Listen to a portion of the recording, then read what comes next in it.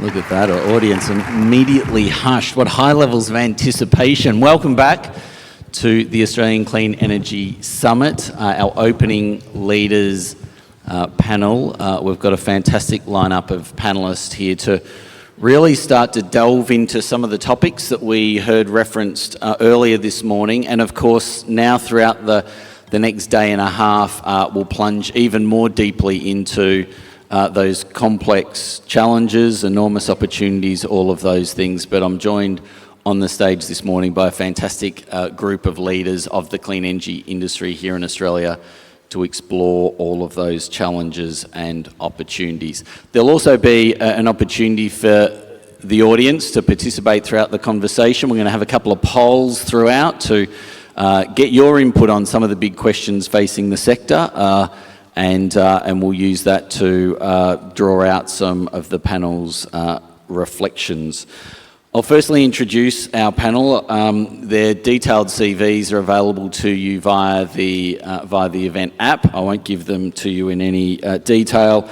I'm joined firstly by Ning Chen, who is the CEO of Goldwind Australia, who is of course the platinum partner for this event. Goldwind have been a leader in the clean energy industry in Australia, here for many years, deployed over 1.5 gigawatts of renewable energy, more of that underway. Ning, welcome to you. Angela Karl, it's been a regular contributor to this event over the years with a couple of different hats over that period. Angela is the Managing Director of HMC Capital, brings over 20 years investment and advisory experience within the energy and utilities sector. A lot of different names and acronyms of companies you've been involved in. QIC, probably most significantly, then a litany of energy and clean energy companies that have been at the forefront of the debate. So welcome to you, Angela.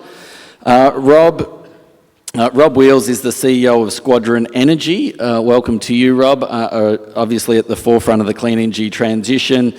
He started in that position in March this year, but before that was with ASX top 50 listed energy infrastructure business, APA Group, and has a long history in the energy sector. And now, of course, with Squadron, which has a commitment to launching 14 gigawatts of renewable energy projects by 2030. Now, there's a big target. Stephanie Unwin is the CEO of Horizon Power, leading a team of 560 plus energy professionals to deliver power to some of Western Australia's most remote and regional communities, operating 38 microgrids, delivering energy to 46,000 residences across 2.3 million square kilometres. That's a lot of ground to cover, isn't it? Welcome to you, Stephanie. Stephanie's actually had a long history in the energy sector and played a role across all sorts of organisations, including ARENA and the Energy Networks Association. So welcome to you, Stephanie. And last but not least, Damien Nix, who is the CEO of AGL Energy Limited, one of the oldest businesses, probably one of the oldest businesses in the country, is it? Certainly in the energy sector, second oldest business in the country. Damien's been with AGL for quite some time, since 2013, and no doubt through that period seen the complexities of the energy transition firsthand. Was appointed as Managing Director and CEO in January 2023, and before that had a long background and expertise across many different sectors. So welcome to you, Damien. Welcome to the panel. We've got plenty of time to really plunge into some of the big picture and some of the real challenges facing the sector. Let's get cracking, and we'll start really at the macro. Really, I guess Australia's place in the global energy transition, and there's a lot of dynamics at play here. I've recently come back from the United States, where we've got Inflation Reduction Act that's fundamentally changing the landscape. Got an election coming up in the US. If one or both of the candidates makes it alive to the election, you've got the UK and many, sorry, too soon, apologies for that. You've got the UK, many parts of the world really doubling down on clean energy, all of that changing the global energy landscape quite significantly. Really throw it out to the panel. How do we make sense of all of that? What's happening globally, and what does it mean for us here in Australia? Who'd like to kick off? I'm happy to kick off. I spend a lot of time focused on the global markets, and I think one of the key considerations is that it really is a fight for attracting capital into this country to help build what we need to build. There's $1 trillion of investment required in this country to decarbonise through to 2050. In the US, I just saw another report this morning, where that number's $10 trillion US for the same time horizon. So the way I like to think about this, and I talk to investors about this, is there's sort of 4 buckets. The first is money, and that's integrally linked to policy. So I think the progress that we've seen on the policy front in the last 18 months has been a huge positive for Australia, catching up with really accommodating policy that exists in both the US and in Europe in particular. A second key category that investors focus on is the actual physicality of the resources, and this is where Australia is a leader. We've got phenomenal renewable energy resources, and we've got a leading position in critical minerals, which is key to unlocking decarbonisation. And then it's about supply chains and people, and maybe it's a good point to pass to Ning on particularly supply chains and what's Australia's spot from a global position. Well, thanks, Angela. I think, back to your, Ken's question, that what's happening globally, we are one of the global players, so we see lots going on there. But the feeling I've got here is we're not happening quick enough in Australia. So, as you mentioned, there are plenty investors are quite interested in the market. And we say, especially in some big North American investors are quite interested in Australia. So we say Australia is an attractive destination for investment in renewable. But the feeling I got is we need to be faster. So we need to be quicker. So what are the barriers actually stopping us to move as fast as we can? We all got an ambition that we want to be the renewable energy superpower, but how far we need to do to achieve that? I think that's probably the question for the guests here to discuss. Great, thanks, Ning. We'll come back to a collection of those points. Rob, how do you view this? Yeah, look, I think just in terms of Australia's position competing in the global markets, and Ning, you mentioned the question, or you raised the question of moving faster.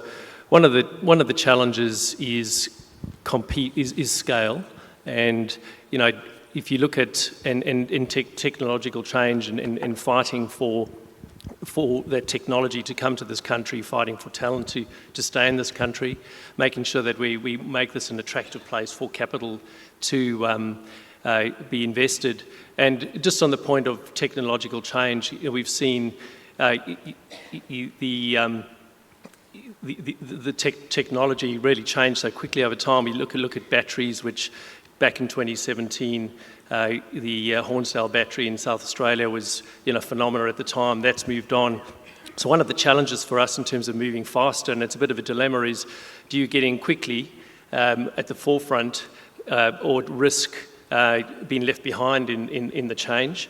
Or if you get in too quickly, do you find that you actually get left with effectively technology that might be outdated? And you look at the rapid change in cost of solar and deployment and the technologies that are happening in that space, in the space where Squadron spends a lot of its time in wind assets. It wasn't so long ago where a wind turbine was 2 megawatts. It's now 4, 6, 7 plus. So I think there's that question of being able to embrace technology, but then bring it back to the point I was going to make about scale.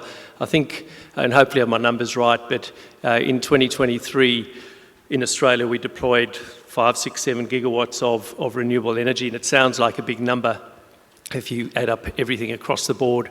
And again, like I say, I hope my numbers are right, but if you look at what was deployed in China in the same period, it was more like 278 gigawatts. And so if you look at that sheer scale, your question around doing things faster, it can be done faster. It's about embracing that technology and then deploying it quickly, and I'm sure we'll get on to the discussion about what are some of the inhibitors for us moving fast enough. Damien or Stephanie, the big global trends and factors, and how do they impact us here? Yeah, something that I've got really interested in of late is the impact of AI, for example. And I know that maybe is a bit of a step adjacent to the clean energy transition and what we're talking about. But it's certainly driving, I think, very big demand. And what I find fascinating about that is that for some time we've been looking at low demand as a real problem, in our systems, and then having to shore that up with batteries and firming sort of services. And when we start to look at the numbers of data centres, for example, coming into Australia and the proliferation around major centres, you start to see something that's hugely opportunistic for people in the energy space, which is, fantastic, finally, in addition to EVs getting to where they've got to, there's a real kick up in demand. And I think about those as probably, the new smelters. They're like the new smelters in our horizon. Are we really geared up for those is a big question. And if you look at the investment that Telstra is putting into intercity fibre, again, it looks like to me there's a real step change there. So that's enormously exciting. But when we talk about then the inhibitors to capitalising on that enormous excitement, if I move now to say the Pilbara, we've got all of these trade-exposed industries in the Pilbara, and one of the most energy or carbon-emitting jurisdictions or industrial centres. And how that area finds a way to decarbonise is a huge problem, particularly because we need to do that at scale and at pace. And at the moment, the settings are a little bit opaque, as in who is going to say yes to the enormous amount of transmission that needs to be built to do this in a way that gives investment certainty to those industries that then need to say, okay, I'm going to buy some of that green energy. And then where is that green energy coming from? So in the Pilbara, we do not have a RES. We don't have anything that is designated as a renewable energy zone. So the setting that says, great, this thing's coming, it's going to come into this location, and I just have to build from A to B, that's not there. It's very much proponent-led. And without someone saying, look, I'm there for the backstop. I'm there, which is normally the role of the state, to say, I'm going to be there for the gap between the bold ambition and the efficient use of capital. I think that's what's driving some of the delays in, getting to yes. And I haven't, begun to touch on the trust that you need from the community to do that, and where trade-offs have to be made against, for example, biodiversity and traditional owner concerns. And then, how do you get to yes through that minefield is, again, really, really challenging for us. But again, enormously exciting if we can unlock it's here but not here. And we're going hard in this direction, and it's for this purpose. I think we can really make some mileage. Yeah, and maybe, picking up on the comments there, I think the opportunity is incredibly exciting. The opportunity is huge. There's certainly not a lack of capital out there. I think the capital exists. It's for all of us to make sure we can deploy this capital. We can work through some of the challenges. We talked about supply chain. I do think they'll start to unwind themselves in time. I mean, the demand is out there. They'll start to unwind. In terms of comments around technology, whether you invest now or you invest later, you want to make sure you have breadth of technology through this. And you heard that through Daniel's comments as well. We need a breadth of technologies through this energy transition. It's not going to be one or the other. It's going to be multiple. So for us, it's about finding the right option that's right to execute on now, and then continuing to build out that portfolio as you execute around the rest of it. Ultimately, why are we doing this? We're doing this for our customers. So again, we need that flexibility to be able to go as quickly as we can when the customers need it. At past summits, there's been a lot of discussion about Australia's opportunity to become a global clean energy superpower. We're going to talk a fair bit about some of the challenges here and now. We're at 40%, we're heading to 80%. We've got a lot to do to get there. What does that mean, and what do those challenges tell us about that bigger macro opportunity? I'm actually going to bring the audience in here before I hear from the panel on that. Angela's dying to jump in. I'm going to throw to the audience on this one. We're going to use the Slido app. So now's the time to get your mobile phones out. Make sure they're on silent, please. Jump on to slido.com. I think there's instructions up here. Oh, there we go. There's actually, jump onto slido.com. Hashtag ACES24 or use the barcode It's not a barcode. What is it? What's the QR code? Sorry, I feel very old saying that, don't I? The QR code. Thank you to the young hipsters on the stage for correcting me on the QR code. Jump online and put in your opinion on this. Will Australia become a global clean energy superpower? Yes is streaming through. There you go, Angela. What do you think? No's up to 40. Here comes no. Angela, save us. It's Australia hard become given a there's global clean energy survey superpower? Yes, behind no. me. Well, I would say we absolutely should. And there's probably three key factors that drive my conviction on that. The first is, as I referenced before, just on the physicality of it, Australia is a leader for renewable energy. So we've got 400 times the amount of renewable energy that we need hitting our shore every day, and that compares to 50 to 100 times in Southeast Asia, 50 to 100 times in the US, and less than 50 times in Europe. And we've also got an incredibly low population density, so we've got a lot of land mass to harness it. Equally, with critical minerals, I think we're a top 5 reserve owner of 16 of the 26 Quad designated critical minerals, so we should have a truly strong position to harness all of those renewable resources and export them. The second key opportunity for this country, which we're starting to see some policy changes on, and I think it's really encouraging, is how do we move up the value chain of harnessing those renewable energy resources, whether they're geologically based or from the stratosphere through wind and solar? What are the component parts of that supply chain that Australia can onshore some manufacturing capability so that we've got higher value add? And then the final thing, and I'll just pick up on Steph's comments because I think this is a fascinating dynamic, is the rise of AI and the energy demand that's coming out of large language computer systems. An interesting point about these systems is that you don't actually need the fibre connection to be closely located to the usage of the data. You actually need the data centres to be closely located to the renewable energy. And then you look at what the large language requirements for the Asia-Pacific region should be, and that's a huge opportunity for this country. You've obviously made some very compelling points because the poll is firmed up to yes, so up to 58%. I feel like if we gave you another half an hour, we'd get well over 60 on the yeses. But Rob, I mean, how do you see this superpower opportunity unfolding? Yeah, well, I might just look at the scores I'm talking and see whether I can influence it one way or another. But look, I agree with everything Angela said around the opportunity we have, blessed with all the natural resources. But I do feel that as a country we are at a crossroads now. And why I say that is, if you look ahead and you look at the amount of renewable energy that we need to deploy through to 2050 to achieve our net zero, that on a straight line basis looks achievable.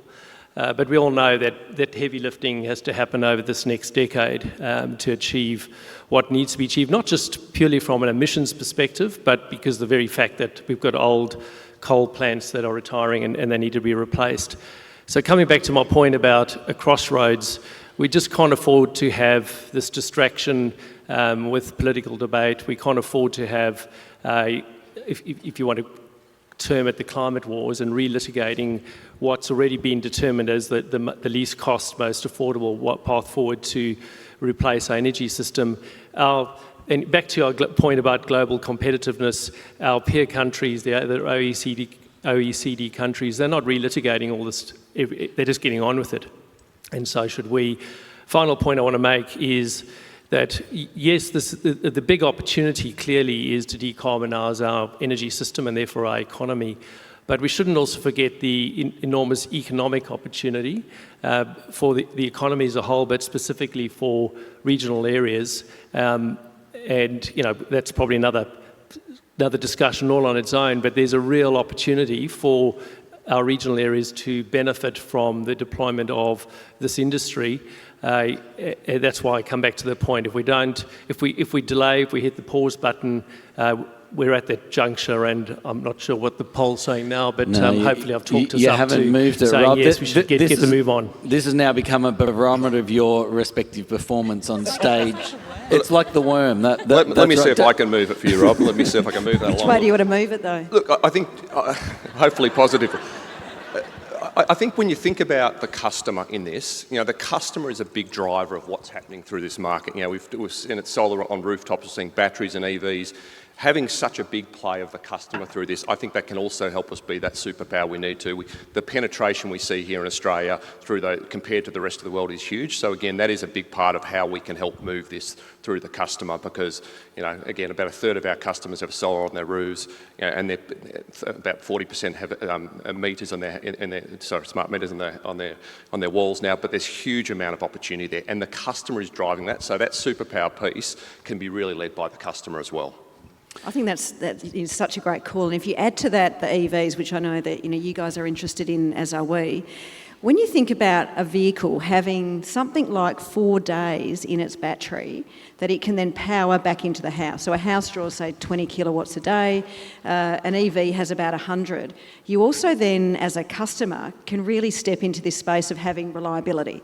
Now, with that, we need to make sure that the house can actually draw from the car, that you don't need to run around with an extension cord and plug it into your fridge. So it does need to kind of come in through the front door and address everything. But I think there's a huge opportunity in CER, so customer-led decarbonisation, and equally kind of at the other end around with all of this vast land that we have available to us, an amazing resource, it's actually the customer who's also saying, hey, you need to work with me so that when you do this big stuff, I also get to understand why and what the benefits are in it for me. And I think if we're really going to try and supercharge our ability to be a major player in this around the world, how do you take every community along with you and you try and overcome this idea of fear that this stuff is happening everywhere? If you can say instead, hey, it's here and this is why, and then this is what we get out of it, and it's a mutual benefit, I think we're going to make a lot of headway. And I know Squadron's doing amazing stuff in this space in terms of the community benefits that you're looking at sharing and how that's creating trust. I think it's pretty impressive. Thanks, Steph. Did you want me to comment on that now? Well, you're totally disrupting the flow of my questions, but go for it, Rob. No, this is a critically important topic, and why don't you go for it, Rob, and respond? Well, just picking up on that, look, I think, as I get out and about and talk to people in the industry and also the interactions I've had so far with the community, and I read all the same stuff that we all read, it's fair to say that the feedback from community and the support for the industry is varied. It just really depends with what their experience has been. And so I think that's a lesson for all of us in how we interact with community.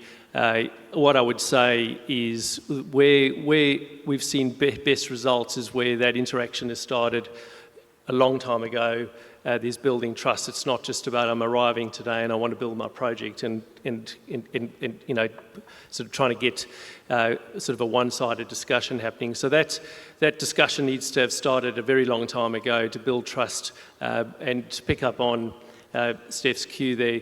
In the Central West Orana Renewable Energy Zone where we've got a project, we don't yet, I say we've got a project, we don't yet have anything under construction, but the activity started a very long time ago, and I certainly can't take credit for it. The team have been busy at this for a very long time. But just to give you some insight into the sorts of things that the team have been doing, they've really just done some really deep listening with communities to what their issues are. And they're actually not necessarily related to the project itself. For example, lots of the landowners have issue with internet connectivity and mobility on their properties. So we're coming up with solutions that actually does a mesh infill on their property so that they've got better connectivity, they've got ag tech solutions. So that's what they're saying is their issue. And we're starting that well before we're actually even constructing a project. Another example is an arrangement we've entered into with the Dubbo Regional Council. Our projects are going to consume a lot of water for dust suppression and concrete and other things during the construction activity. And so we're funding the development and construction of an advanced wastewater treatment plant, which will give us water for our project, but leave behind a legacy of water for the long term. So those are just some of the sorts of things that we can do we must all get better at. Do that deep listening, respond to community, and do that well ahead of when projects start, because that builds that social license. Because we know that when the real activity starts and lots of trucks are coming in and there's workers and accommodation and disruption, you've got to have done the hard yards well ahead of time. Yeah, and I think it's become increasingly obvious that the point of maximum anxiety for those communities is between when the project is announced and when it's actually complete. Once it's complete, people, I think Stephanie, you made the point, they get to see it, they experience it, and actually they become quite comfortable with it. But it's in that void, if you like, in the middle, and that's where that, I think clearly that deep consultation, engagement, and being very proactive, I think is critically important. Can I, we'll come back to bits of all of that conversation in a little bit, but can I let's take us to policy. And, I made the point this morning about the federal government and the steps they've taken in 2 years. It's pretty well 2 years since the federal government stepped in. The many steps they've taken, I think Assistant Minister McAllister stopped short of walking through all of their achievements, but they're many, and I think they've been focused broadly in the right areas. Can I maybe get a bit of an assessment and a scorecard? How's the government doing from a policy perspective?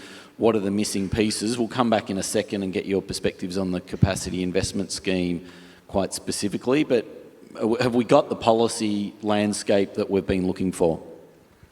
Why don't I take that one? So, look, I think what we have now is policy in front of us, which is great. I think what we need for this market, and picking up on Rob's comments, is policy certainty. The uncertainty in this market, which will ultimately create concerns for all of us. We're making multi-billion-dollar investments over the coming years. We need the policy certainty so we can get on with it. These assets are going to be in place for 10 to 20 years, so the policy certainty is incredibly important. I think what we have in front of us right now is good ambition, good policy. What we need now is that real certainty, because, as I said, like $8 to $10 billion is what we're going to spend over the next 10 years to replace our thermal assets. That is significant. And so if you're going to do that properly, you want to make sure when you make the FID on those assets that you have real certainty, that you're confident you'll get a return on those assets, but they also play an important role in the market for our customers too.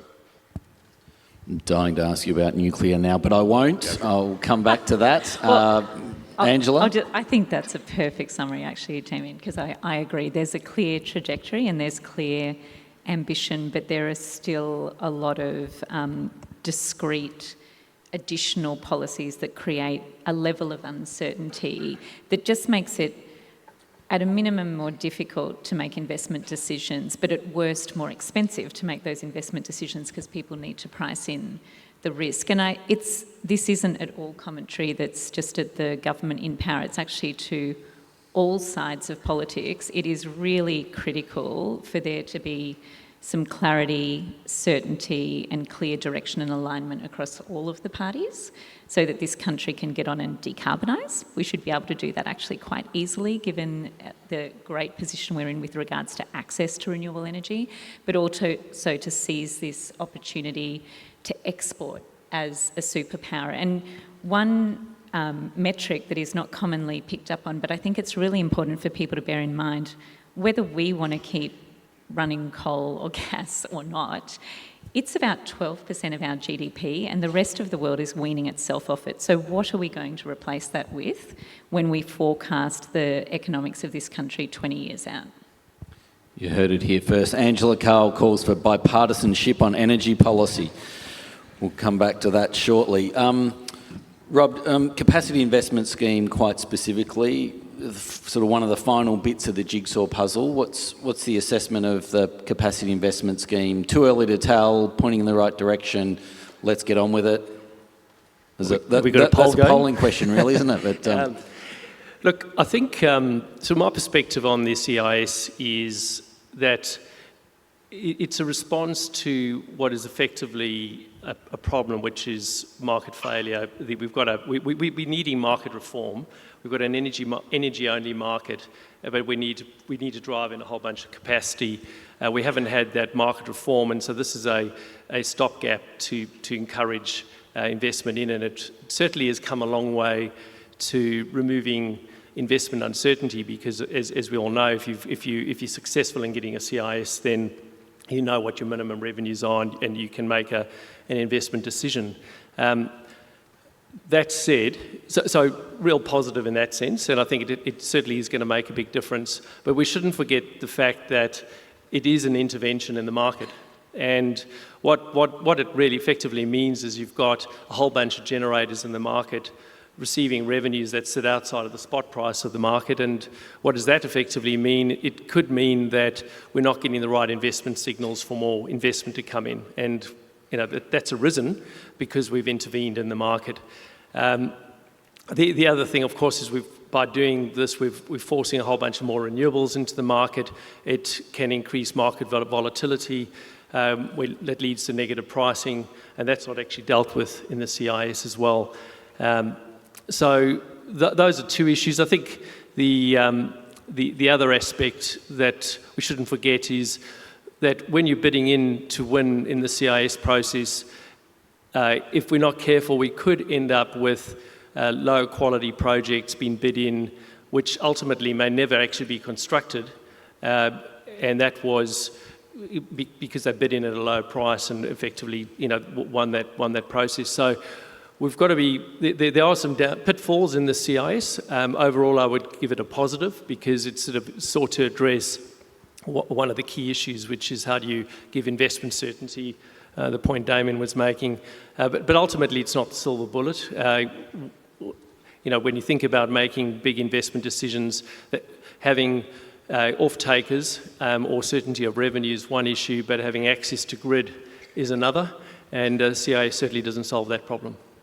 We'll come back to grid. Damien, how do you look at the CIS and equally that question of what happens next? I mean, the investments you're making over a 20, 30, 40-year lifetime, how do you see the market evolving post-CIS? Yeah, look, similarly to Rob's questions, to comments, absolutely we see it as a positive to drive renewable generation into the market. We also have the view that we want to make sure it's the right products coming into the market as well, those right assets are coming in. You want them to be the most economic they possibly can be. That's obviously critical. So, again, we're looking at this very closely from our own pipeline. We've got 6 gigawatts in the pipeline as to which assets will play into that, which ones won't. Again, it's about making sure that you can execute on those particular assets ready to go.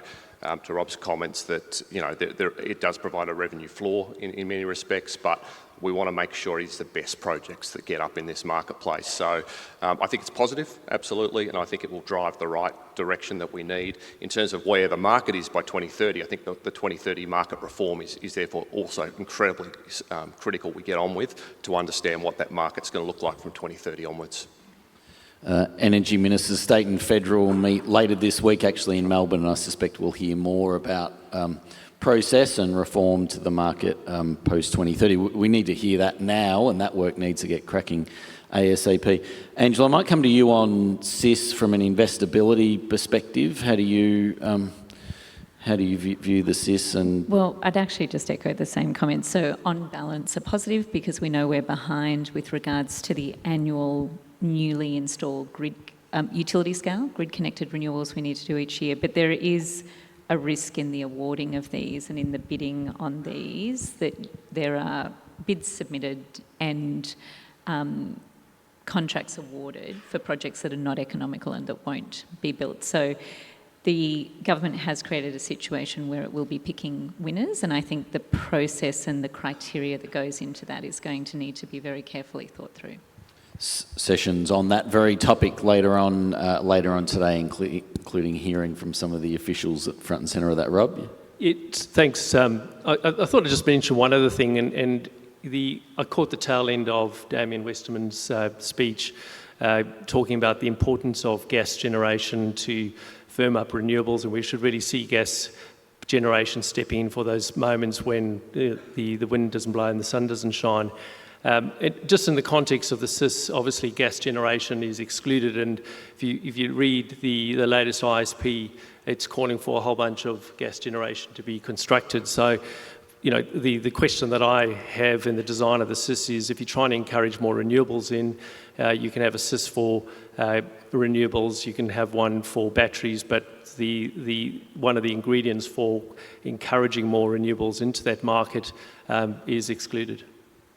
We'll come back and talk a bit more about gas shortly. I might, Stephanie, You operate largely in Western Australia, which is a different energy market. You've already got a capacity thing there. You've also got gas reservation. How do you think about, when you think about the NEM more widely, how do you think about what the future of the market looks like? Are we going to return to a market? Are we sort of going to have to live forever after with forms of intervention to drive various investments and ensure the thing hangs together? What are your thoughts? Yeah, it's interesting. I mean, WA's had or the Swiss, so the south part of WA, has had a reserve capacity mechanism for as long as I can remember. And it's operated reasonably well at bringing in the generation that's needed. Equally, it was before, I guess, the demonisation of gas. And so gas was never excluded from it. And there's certainly pretty strong liquidated damages that attach to not being there at the time that you promised that you were meant to have your generation in the market. And then WA, as a result, for a long period of time, has had a fairly stable portfolio of coal, gas and renewables coming in. I think what's going to get really interesting with the retirement of coal is how you then deal with storage. We don't have a snowy hydro, we don't have the topography that I think is particularly well suited to pumped hydro. And the need to have, multi-day storage is something that needs to be thought through. I guess then if I take myself to the Pilbara, there really is no market there at all. So in the Pilbara, it's very much a matter of bilateral trading and very light-handed regulation that's looked after, in effect, by the three transmission providers, which is ourselves, what is now APA and Rio. Up there, I think it's fascinating. I feel like we need a SIS to call for transmission and a SIS to call for storage. That, I think, would be enormously helpful in that marketplace. But on your question about will we keep seeing intervention, well, wherever there's fear and anxiety of blackouts or brownouts, yeah, you're going to see intervention. And I think what we're seeing is across Australia, a stronger and stronger stance taken by each state government on intervening and having control over its own destiny. So I think probably going to see more and more of it. Had we at some point just kept carbon pricing, we might all be in a really different position right now because it seems to have been reasonably effective in other jurisdictions. Stephanie Unwin calls for a national carbon price. Got that headline, as Giles Parkinson's up there, already written, I'd suspect. You didn't say that. Sorry, I should be clear, you didn't say I'm that. happy to say that. Right, okay, good. I say it all the time. Angela, how do investors make sense of this? It's a complex investment environment. There's a lot of moving pieces. What do we see? What does that mean for deal structures, investment, debt, equity? How does all this come together? We need, as we've discussed, 6 and 7 gigawatts of large-scale generation a year on top of the 3 gigawatts of small. That's a lot of capital, a lot of debt, a lot of equity. How do we make that happen in this complex environment? Yeah, so it's the right place to start, which is to look at what exactly do we need to finance, because it's quite different to what we were previously financing. So if you rewind the clock 5 to 10 years ago, when we were seeking large-scale institutional investment into the energy sector, a lot of the assets were very heavily contracted, and almost all of the risk sat with either the off-taker or the OEM or the OMA provider. That is not the case these days, and so from an investor's perspective, an institutional investor's perspective, the capital that is being sought for this transition is perceived as riskier because we're moving into a period of higher volatility due to the energy transition. The investment is required to come in at an earlier stage, so development stage or construction stage. Connection risk, I know we'll come to talk about that shortly, but that's got its own bucket of risk premia attached to it. So it is riskier and it is being perceived as such. But again, the key to all of this is to be able to ensure two things. The first is to provide as much clarity on what that long-term outlook is, because these are 20, 30, 40-year assets that we're asking people to invest in. And the second is just to ensure that we've got the policy settings right to support that. Ning, Goldwind is both a supplier of technology but also a leading developer in Australia. How do you, the structure of your projects, the way they're financed, how is that evolving for you in the context of these challenges? Sure. So as same as any investors in this room, so we always keep our close eye on the policy. So this is what we got, and I believe this is going to work. And we just started, and we have an opportunity to improve. If there is a problem, we can say in the future. I guess in terms of financing, this larger scale project, they definitely need a financing arrangement in place, and so the banks and financiers, they all needed to have these key elements of the policy plays a role. The key difference I realize in the recent years is the plenty of project finance, in the individual project basis in the past, but at the moment, the market actually prefer, the banks, they more prefer portfolio finance, which are larger scale projects as a group to manage the risk on project individually.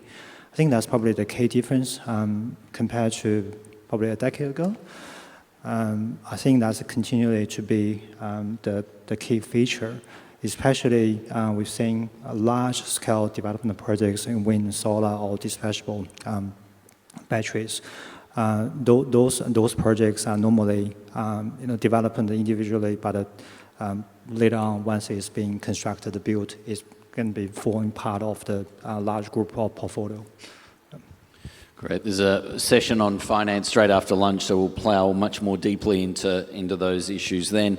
Maybe to Stephanie and Damien, I mean, a lot of focus and discussion here about government policy, the role of the SIS to bring through new projects, but the role of customers. I mean, if you're a big energy customer, you must look at these same challenges with a sense of nervousness. And I mean, what do you see as the role of big customers to really lean into underwriting, contracting, direct investing, supporting new deployment? Do you want me to go first? Look, I love the role of the customer in I guess, this whole debate, because I often feel like we spend a lot of time at the very large transmission scale and the very large, we need 7 times this and la la la. And I do sometimes feel that we haven't first tapped into what is already there. And I look at what is already there across the rooftops, particularly very large commercial rooftops across Australia, and I'm often really surprised at how little I see that is sitting kind of behind the meter, and how quickly, with both efficiency, probably with smart design, and we were, I think, both able to hear, there's this really great guy out of the Rocky Mountain Institute, Amory Lovin, who, I think he's a rock star in this space, who has just said, goodness me, everything you guys design is wrong. You need to have fat, like piping, no corners, and you've got to move everything up to the same level so you don't have to go around corners and waste energy. But imagine if you then design things properly, but let's say we will never do that. Let's just start with, there are so many rooftops that we have yet to take advantage of. And if we can aggregate that and then control to some degree, with a benefit back to the customer, the use of that rooftop, I think we unlock some really exciting opportunities for Australia. And if you then start to create the products where you can firm that up, and then maybe you add a fleet of vehicles, for example, you do create a power station in the home or in your large-scale customers' premises. If you take that to the big extreme of, the FMGs and the BHPs and the Rios, that electrification play is quite enormous, and a huge amount can be done, in proximate to mine or proximate to house or proximate to, commercial venture, that may mean that we don't need as much of the bigger stuff. So I think it's vital that you start with customer-leading decarbonisation, and then you get back a whole lot of the trust and the social licence that I think a lot of us are struggling with when we go straight to greenfields. Because if you're already in there, you're already doing it, you're much more inclined to say, and therefore I'm happy to support this bit of extra stuff that we need to fill in the gaps. So I do think that is, I know we're starting to tap into it, I do think it's a huge opportunity. And I'm looking at every rooftop pub in remote and regional WA, because those pubs really struggle, right? You have less and less people living regionally. If you were given just a simple rebate for me to have your rooftop, I reckon it's a winner. So I've tasked my team Every pub in regional WA, we want their rooftop. Is it stopping at every pub on the way? Well, you do that too, Damien. There's a job. And I should tell you a funny story. I was on a zero alcohol. It's dry July, everyone. The worst month of the year for me.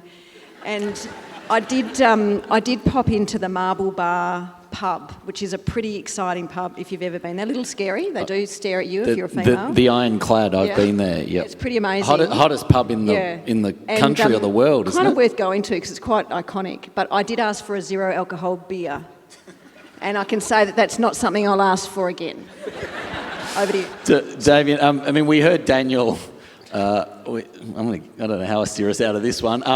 We heard Daniel this morning talk about the importance of orchestration. One thing's to have nearly 4 million homes with rooftop solar, but how do we, in particular as we're seeing the rise of home batteries, electric vehicles, etc., how do we orchestrate, and how important is that? Yeah, look, I absolutely agree with Stephanie's comments, not about the pubs per se, but more about what we need to do with the customer, because that will drive everything that we need to do, and it will actually reduce the amount that needs to be built in this market. I absolutely agree with that. I think the orchestration piece, though, is going to be driven by technology. Technology will have to drive this. We have to make it simple for our customers. We have to make it easy for our customers. You might get some out there that really like to play the market, but generally we see from our customer base, they want it simple and they want it easy. So we're doing a huge amount of work with, not only shifting whether it be hot water loads around the market or we're, virtual power plants with our customers, but as part of that, it's sharing the value with them. So if we're drawing on their batteries, we've got agreements with them, we then share some of that value back with them. Because unless we do that, we're not going to get the buy-in from the customer. So the opportunity is huge. I think at the bigger end of town, you're seeing that happen at scale. I mean, the bigger end, the commercial, industrial customers, they are trying to decarbonise as quickly as anyone. So the bigger players are out there are always coming to players like ourselves, wanting to help decarbonise their own businesses. It's challenging. But there's huge opportunities as well, whether, as you said, it's rooftop solar or whether it's, we've got some customers out there where, they've been diesel operated, they're off the grid. You get in there with them working to decarbonise, putting solar and batteries in. You can do amazing things with these customers and then, sharing that value back into the grid as well. So I think there is huge opportunities because I think it shouldn't just be the energy markets that's doing the heavy lifting here. It's got to be the whole sectors in the market doing this with us. Time for the audience to participate again. We've been talking about the challenges. We've got more to cover off shortly, but whichever way you look at it, we need to accelerate the deployment of renewables in Australia. And the question we're putting to you is, what are the most important factors that will help accelerate renewable energy projects in Australia? You've got 3 choices, so select your top 3. We'll give people a bit of time to complete that, and then we'll see what we come up with. But I really want to pick up on, maybe to cut to the chase, we've spoken already about the importance of bipartisanship. I think there were polite ways of saying there's some concern and anxiety about the coalition's current energy policy. I'm going to get to in a second reflections on nuclear power and both its role in the energy mix and, of course, what to be frank, a distracting debate about nuclear power means for investors here and now. Who wants to weigh in on this one? Firstly, there's a lot of uncertainty about the coalition's current energy policy. We'll actually hear from Ted O'Brien, the Shadow Energy Minister, tomorrow morning. He's providing a keynote presentations, but really invite some reflections on where we are now and then that issue around nuclear power. Maybe I'll kick this one off. I think we've been pretty clear in our position on nuclear. I came out in March to say, nuclear is not part of our strategy. We need to decarbonise our own portfolio. Our coal will close by no later than 2035, so we haven't got time to wait for nuclear to be there. We need to build 12 gigawatts of both firming and renewables over that period of time. So we have to get on with it, and that's going to be a combination of those renewables and capacity assets, and such as batteries, and then gas will play as part of the mix too. So we've been very clear in our position on this one that we can't see what we need for our customers over the next 10 to 12 years as coal closes. We need to get on with it because you heard today Daniel says, well, coal will get to the end of its life. We saw that with Liddell, the Liddell Power Station right at the end when we closed it last year or so. It was running at about 50% capacity. So we do need to get on with replacing the assets that are in this market for sure. I think another question to ask is, why is this debate coming up? And is it so much about nuclear, or is it again about the trust and the social licence in communities? And I think the reason it's coming up so strongly and it's been latched onto and is creating another energy policy war, is that people are really frightened about the proliferation of large-scale solar and wind and transmission across their backyards, whether that's for higher agricultural purposes, because our landscape is beautiful and we want to see it stay that way for whatever reason. And what they're really saying is, if you can make the most you possibly can of brownfield sites where the connections already exist and the transmission already exists, can we do something better there? And I guess I'd love to have a more fulsome discussion about what you can do better with the existing connections and sites that are already very disturbed. And it's when we get into, our pristine environment and, I guess we see the Greens coming out in support of things that we never thought they would, because they're so worried about biodiversity. These things are worth worrying about. But some of the answers maybe are in what do you do a lot more in the sites that we've already got? And I think that could be, probably more insightful than do we build nuclear when we haven't got time for it? Yeah, I mean, it's interesting, Stephanie, to that point, building out the transmission system, number one, improvements in grid connection processes, number three. So I think consistent with that theme. Rob, Squadron building a nuclear power station in Australia in the next 20 years? No. Simple answer. Look, I think we all ought to, as we go through this energy transition, keep an open mind to what new technologies could bring. But the simple reality, if you look at what's been proposed, first nuclear power station in 2037, I think is what's been proposed. I think we all know that even if that were to be the case, if we headed down that path, it's not going to happen at the date. These things always take longer and cost more. But just for a thought experiment for a minute, and let's assume that one was available in 2037. Well, coal will be coming out between now and 2035. So that actually doesn't solve the problem. We've got to get on with the job of building and rebuilding our energy system, and we're going to do that with the technologies that we've got available to us, which we know, and we've heard Daniel Westerman speak this morning, that the cheapest and fastest way to do that is with renewables backed up with firming. I think the last point I just want to make is the skeptic in me says that this whole debate is it really all about just kicking the can down the road for as long as possible so that coal can stay there as long as possible? And I think the moment we see the fossil fuel lobby groups supporting nuclear, then I think we'll see what the true motive is behind all of this. I might just add to that. So I think with regards to the nuclear debate, I think the viability of new nuclear is very jurisdictional. So if we were living perhaps in South Korea or certain parts of Europe, new nuclear might be a viable additional part of the decarbonisation equation. But in this country, I think it's much more instructive for us to look at countries that have had big gaps in their nuclear reactor development program, and so that's the UK and the US.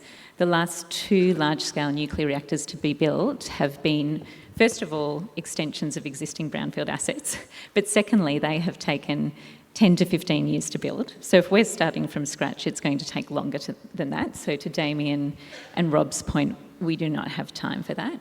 The second key data point is if you look at both of those, they call them car key developments in the infrastructure land, the cost per megawatt equates to 30 million Australian dollars per megawatt, which is hugely more expensive than Snowy Hydro 2 and almost 10 times the factor of wind. And the third key thing that's missed a lot on the broad Australian public is that in Australia today we have a single nuclear reactor, it's 20 megawatts, it's at Lucas Heights. There's probably 5 people in this country who know how to operate one of these things. So we're talking about building a whole new industry to address a decarbonisation issue that everyone keeps saying we're not moving quickly enough. So I think just time and practicality is against the viability of it in this country. Yeah, I don't think anyone here would disagree with that. I think the really interesting question is what is this debate, what is the prospects of a future government deciding to slow down renewables and push ahead with nuclear with all of the context you just provided. What does that mean for us here and now? If you're trying to get a renewable project financed in the next month or year, how does all of that debate, the lack of bipartisanship on energy policy, the prospects that there could be a pretty dramatic change in policy. What effect is that having now and in coming months?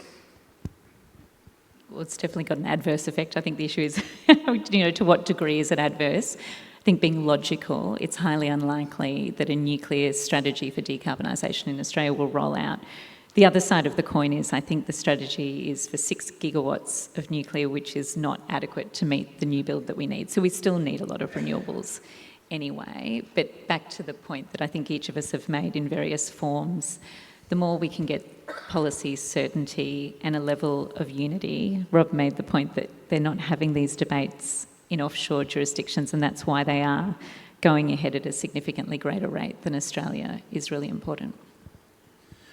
Interestingly, when we look at the poll questions, the build-out of transmission really rates quite clearly as I guess, opportunity and focus area number one. Would anyone like to comment on? I mean, we know building transmission is hard and complex. We've probably touched on some of the social licence challenges and environmental and community challenges that renewables have, let alone are there and relate to transmission as well. What's the panel's thoughts and reflections on that? Are we doing the right, we've got Rewiring the Nation, we've got governments, I think it's fair to say, leaning in to the transmission build. Right now, I wish we'd have invited, in fact, I think we did invite Brett Redmond to be on the panel to provide his perspective on this topic. But what's your assessment of the transmission build out? How do we speed it up is probably the question. I can go first. No one else wants to.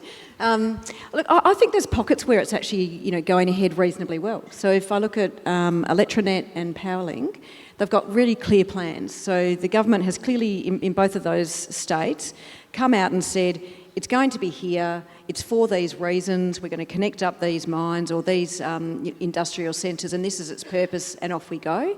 And in both of those examples, they've had a pretty good run at it from a trust-building perspective with local communities.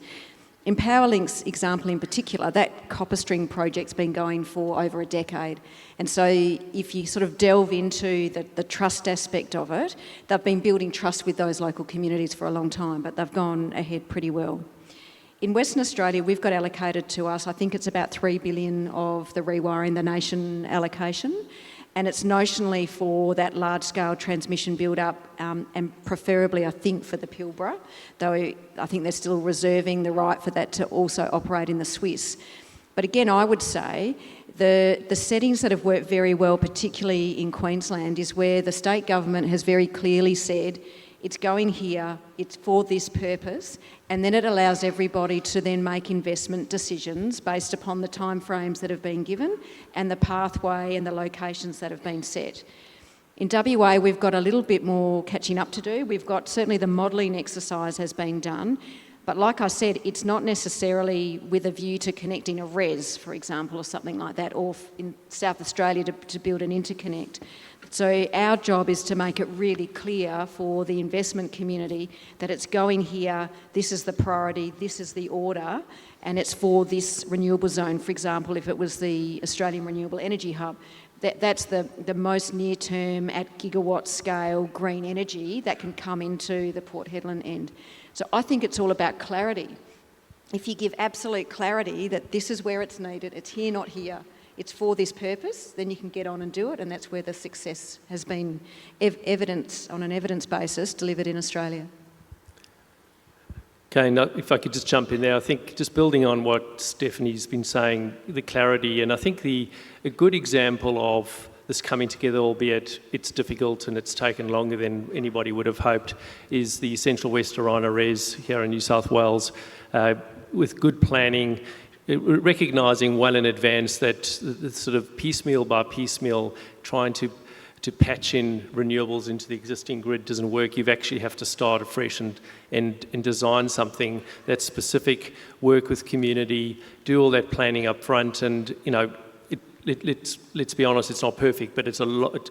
By providing that clarity, that foresight, that planning, we've come a long way. And there's going to be 6 gigawatts of generation be put into that grid. So that's a good example, I think, where instead of just trying to patch up or the process that we followed in the past, it's really looking ahead and planning.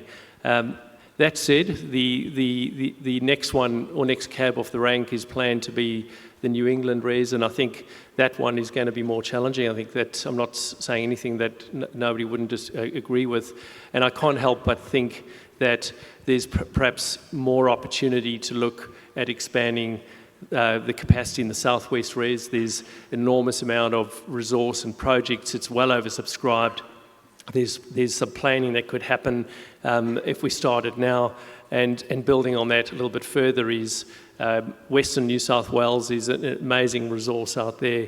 There's fewer landowners. That's not to say that you don't have to do all the work up front and build community support, but if you compare that opportunity with New England, you can't help but think that we're looking in the wrong place.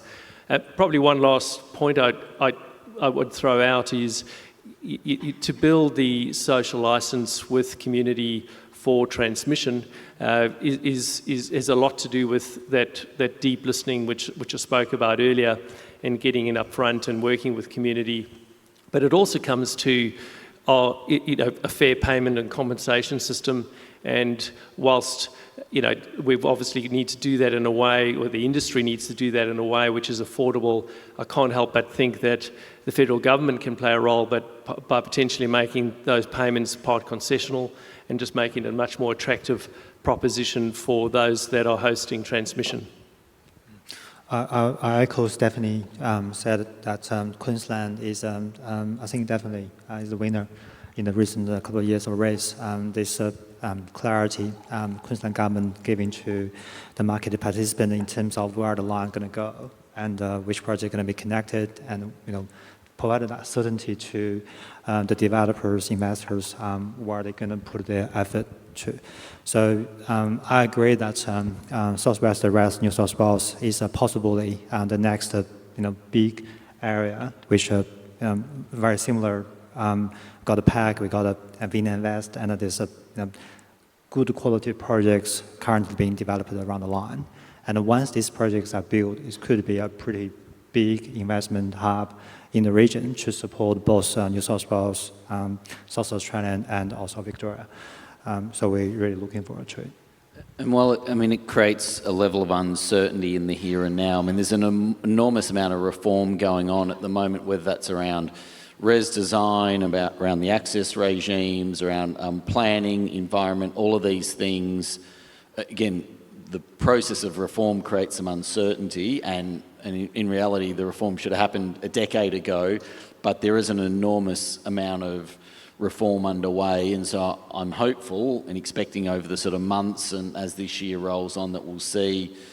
Rob and I were with the New South Wales Energy Minister quite recently talking about the reforms to planning in New South Wales, which we know has been a major challenge, but there is a lot of momentum, and we hope that that'll flow through. And I think, to your point, Stephanie, I think that plays a role and contributes to some of the challenges for communities to understand what will this mean, what their expectations are, how does industry interact with some of those regimes. It's also a pointer to say all of those topics have got dedicated sessions throughout the course of the next day and a half. I was just going to add on the back of that, I think the way we think about it, we think about our portfolio of assets we need to build. So we're building out those options so that you can execute on them when either the transmission is there or the opportunity is there as well. So I think it's also important to have a big portfolio around you to do that, because we all know some things will come off, some things might not come off. And also, to I think Steph's point or was Andrew's point, using the infrastructure that's there today. So for us, it's about how do we use the infrastructure that we have. We're building a battery at the Liddell Power Station.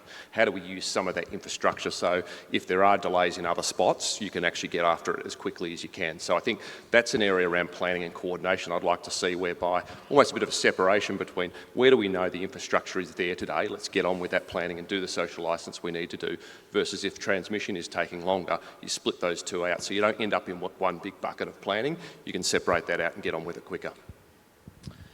As I said, I think grid connection came in at number 3. I think we heard this morning Daniel and others reflect on, I think we've made really good progress on grid connection, but there's still more work to do. Does the panel have views on where we're up to on grid connection, what else needs to be done. That's a slightly loaded comment because the Clean Energy Council is doing a lot of work through the Connection Reform Initiative on this issue. But there's a great opportunity for AI in grid connection. So look, when I think about our business is quite different to over here, I guess, but when I look at the team of planners and the model exercise that is done every time we think about connecting something into the various grids, and ours are microgrids as well as, you know, the big transmission in the Pilbara, there's a huge amount of time that is taken up in just understanding what needs to be connected and what impact it has on the rest of the system. And I think that's ripe for AI in order to be able to speed up that thinking time that's currently done probably in a more laborious way than it might need to be. So there's, I guess, a big plug for let's have a go at AI to see if we can get some of that thinking done a little bit quicker and then hopefully streamline the process from there. Ning, cost-effective and resilient supply chain, fairly well down the list. Does that imply that the anxiety that people had and the price pressures around the supply chain that were evident, back in both COVID and then the Russian war in the Ukraine, have we moved on from those? And I mean, Godwin's a global manufacturer of turbines. Is that supply chain a lot more stable, and is there cause for more confidence about that in the Australian market? Yeah, I guess from the technology point of view, so the turbines we supply to the customers globally, they all quite big compared to a few years ago. Before COVID, we constructing projects in around the 3 megawatts plus platform, but now most of the projects in development pipeline, they're all 7 plus. So last year, Goldwind supplied over 16 gig turbines actually installed in 2023. So we don't think supply chain globally is a common issue.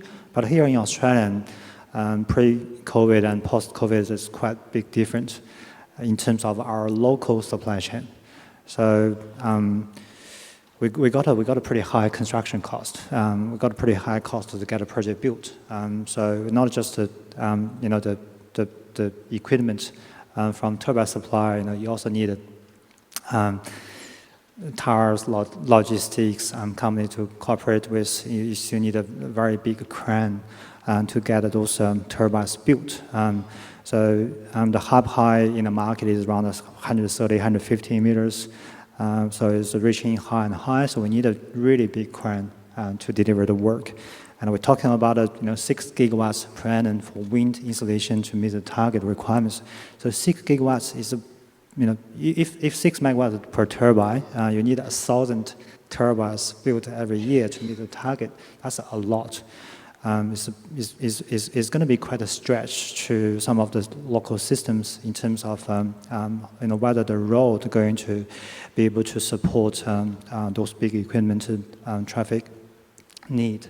So the length of the blades, 175, 180 meters. That's probably the common model in the market right now. So that's probably 90 meters length in a single blade. That's a pretty big piece of equipment to be traveled on roads. So those are the things we really needed to be prepared for the next wave of renewables in the market.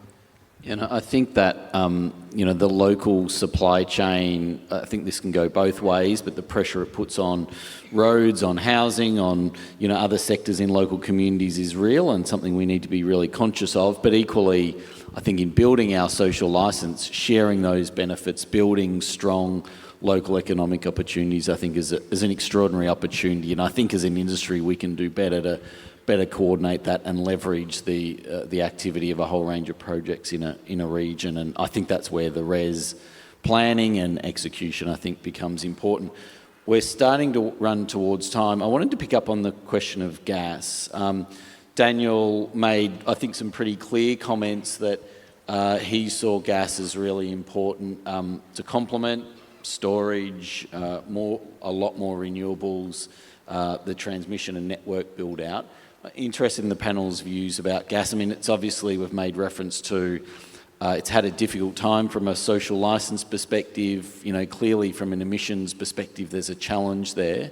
But how do you see, maybe as investors and developers, how do you see the case for building more gas, and how do we make sure that's green hydrogen, low emissions, zero emissions, either right now or capable in due course? I'm happy to jump in there first. Look, as a clean energy industry, I think we need to be viewing gas as a transition to enable more clean energy to come in while we've got our coal coming out of our system. It's simple as that. We've heard Daniel this morning saying renewables coming in needs to be firmed. I won't sort of repeat his comments, but ultimately your options are hydro, batteries and gas. When you have those long periods like we just had in the month of June, and I know all about that because we've got wind farms in Victoria that sort of hit the lowest performance we've seen in many, many years, you've got to have other forms of energy stepping in, and gas plays that role. So, I think the fact that gas has been demonised for a while, I think there's been an awakening to realise that we can't actually get to the outcome that we need to without that. But any new gas, and if you look at the ISP, there's actually, I think, 16 gigawatts of gas that has to be built. So we actually need to get on with that job of getting comfortable that that's going to be part of the solution. It actually is complementary, and it can help us achieve the outcomes we want to achieve from a clean energy industry.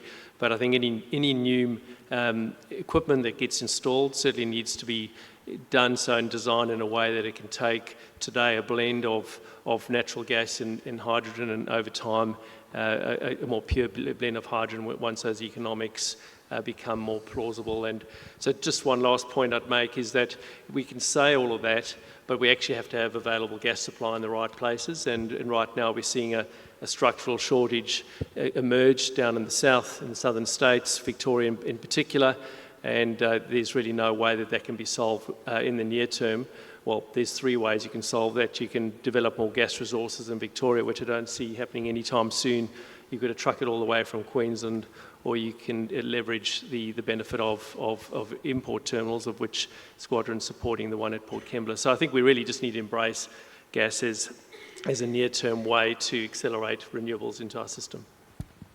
And I'd just add, from an investor perspective, it's definitely been a hotly debated topic about what's the viability of gas as an asset class for institutional investors to invest in. I think as an industry, it's really important that we're very clear that it's a critical enabler, because what's different about gas is that it provides seasonal firming, which is difficult to get from almost every other form of technology that we're looking at. But also the volume that is adopted needs to be proportional to what's required, not overbuilding for the system. And finally, I'd just say that there's some pretty clear guidelines internationally around the science-based emission targets and how you can ensure that you're building new GPG that's actually fitted in advance to convert to cleaner fuels like biofuel or green hydrogen. So I think it is a really important debate, and I think for energy security, it's quite clear from the ISP and a lot of clever people in this industry that you talk to that for seasonal firming, gas has an important role, but there's still further education to be done with the institutional investor community. I think there's clear evidence in the month of June just how important gas was. It stepped in and kept the lights on. I'd agree, yeah. And look, maybe just add, if I look in South Australia, which, we heard this morning, it sits up around, 70, 80, 90% renewables. We've got a gas peaker down there. It's on and off in 5 minutes. It might run, 5 to 10% of the year. We've got a battery that operates in milliseconds. So again, what this market needs is this flexibility, but ability to respond when things aren't, when wind's not blowing or sun's not shining. And that asset for us has done exactly what we anticipated it to do. So I think there is absolutely a role for as a transitional fuel through this time, because it will support, therefore, the development of renewables, but back with the likes of hydro as well. I think that will also play a role in this market too.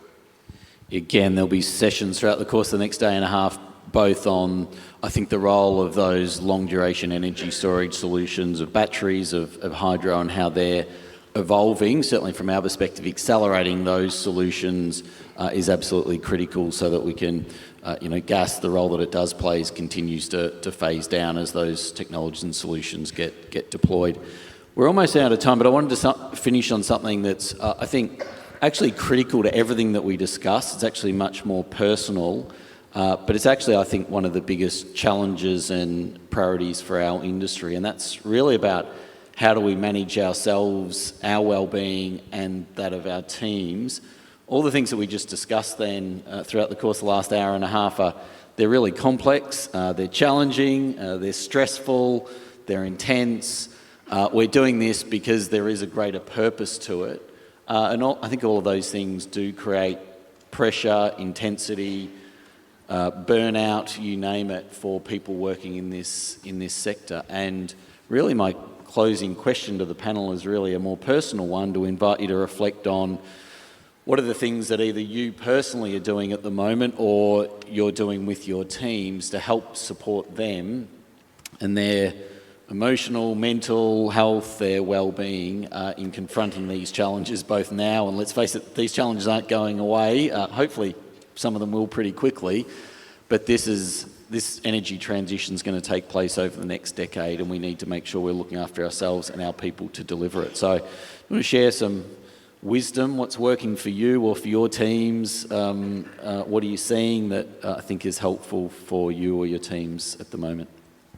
Look, I'll kick it off. I mean, I think individually, for myself, it's about actually taking that time. Make sure you do take a break, do decompress. It is a long journey that we're all on. This is, one of the most complex transitions this country has seen. So for us, one of the things we've implemented at AGL, we call it recharge leave. You take your 4 weeks and you'll get an additional week leave on top of that. We recognise just the sheer amount of complexity our people are now dealing with, not just in the operational assets, but thinking differently. How do we transition our customer? How do we transition our portfolio? This is also, though, I think the way to think about it is bloody exciting. It's a really exciting opportunity for our people. And also exciting from a perspective is we can reshape the workforces for the future as well. I think when we think about diversity and inclusion, in a very male-dominated industry that we're in, certainly at AGL, there's also a huge opportunity to reshape that through this process as well. So I think it's an exciting time, but you're right, recognise that people need to take time. Just picking up off the back of Damien, at Squadron we've got something quite similar, and we call it wellbeing leave, but the same principle, that recognising that we're really trying to encourage people. You're working hard, yes, you've got a lot of passion for what you do, and there's the connection to purpose, but we're all working very hard. You need to take time out, and so there's a reward for actually taking time out, which is additional wellbeing leave, much like what you described. I think personally, before I move on to personal, some of the other things that we do, for example, we encourage people to exercise, keep fit, so we're sponsor groups to run. For example, we could a team running the City to Surf. I'll be doing that with the team. Because we're out in regional New South Wales, we sponsor the Dubbo Stampede, which is a running festival. Sounds dangerous. It is dangerous. You end up running with the rhinos, I'm told. So I'm joining a team from Squadron, and we participating in multiple events and that. So there's those sorts of things which, I think there was some discussion just before morning tea about you've got to be in cycling to be in this industry. Well, I think you've got to be doing something that it keeps you fit and fresh, and helps sort of decompress and de-stress, but keeps you really focused. Anyone else, Stephanie? All of the above. I guess I'll go for a personal one then. Look, I think it's really important to sort of work out what makes you happy, and it's not necessarily chasing, the next big role. It's not necessarily, moving to Sydney and, running, one of these sort of companies. Sometimes it's actually your own work-life balance and the things that you value in your own world. And I know for me, I really value nature. So I spend a lot of my downtime doing trail running. And maybe there's a theme, isn't there, about running or... I gave away cycling because I really valued being able to keep walking and not getting thrown off bikes and losing teeth or cut it out. Collarbones and stuff. But I absolutely love being in nature, and I find that it's a great decompressor.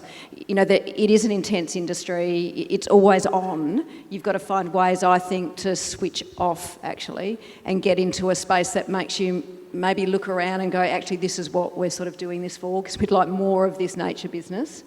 And a way to spend more time in it.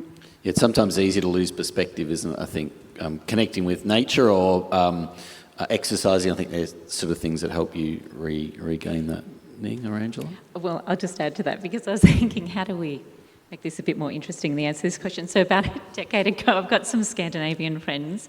I will butcher the word, but the Scandinavians have a word for this because my recharge is nature. I get out in nature a lot. It's called friluftsliv, which is to immerse yourself in nature and get energy back. So there is a term and it's well known. And I think it's a really important point. Find out what's the thing that recharges you, because for everyone it's different. For some people it's burying yourself in a novel, for other people it's getting out in nature. But then as a team, a lot of very common themes. I think having a real break and actually switching off is critical, so ensuring you enforce that with your team. But also too, I think it's important as an industry in your teams or in your broader organisations that we celebrate the successes, because there's a lot to be done, and I think we can all always feel that there's so much more to do. How are we going to achieve it all? But we have achieved a lot and it's important to celebrate the successes. Yeah, I just want to recall, in the beginning of this session, there are 42% of people in this room don't believe Australian can be a clean superpower. So the reason, in demand, the challenges we discussed in the last hour or so. I think as part of the industry, we need to be capable to manage the stress we're dealing with every day. And to be able to do that, we need to have more balanced life. So I often say our guys are quite stressed, quite burdened on some of those issues. So we do encourage them to take time off. And we will have our culture tour. We send people to overseas. And you probably don't know that we got a 7.3 Australian champion in our team as well. So we do encourage people to do more sports. Yeah.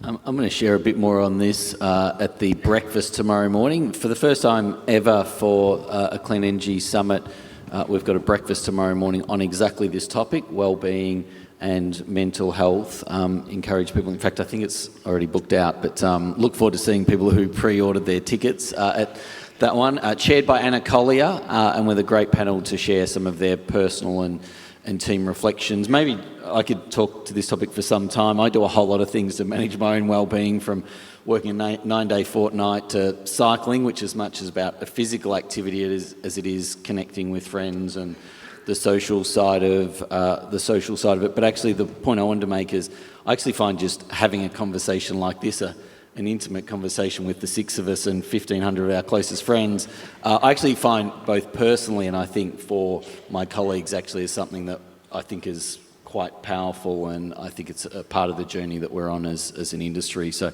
that's my way of saying whether you like it or not, you're going to hear us talking more about this topic in the future. That brings us to the end of time. My co-panellists were sceptical that we were going to be able to fill an hour and a half, I might say, at the start. I said, not a chance. We've got a lot to get through. There's a bunch of questions here we didn't get through, but what a rich conversation. I think maybe picking up on that theme, and sometimes easy in these discussions to dwell on the challenges, and in part that's what this event is about, of sharing understanding of those challenges and talking through how we might solve them. But they're also about celebrating the progress and the success. We've had enormous progress and success of an industry. We've doubled the amount of renewables over the last 5 years, and I think each of you have played a role in that, so congratulations and thank you. Thank you for sharing the last hour and a half with us. I think we created a few headlines, didn't we, on the way through, and I think we even laughed a few times on the way through, which is pretty important. So can you all please join me in thanking our panel this morning?